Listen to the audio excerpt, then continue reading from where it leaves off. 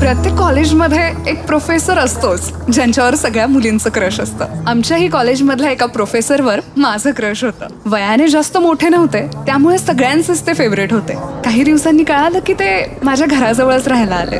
मग काय भेटीगाठी व्हायला लागल्या. कॉलेजसाठी ते मला पिकअप करायचे, कधी कधी ड्रॉपही करायचे. गाडीवरच्या त्या वेळेत आमच्या खूप गप्पा व्हायच्या. आधी ते माझे क्रश होते, नंतर मी प्रेमात पडत गेले.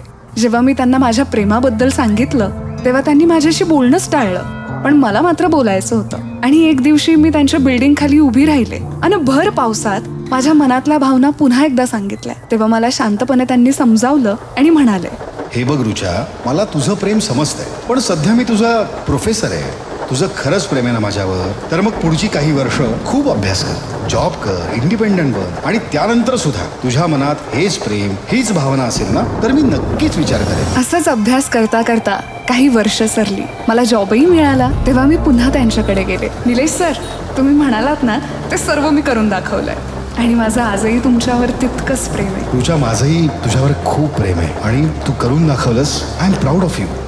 I love you to.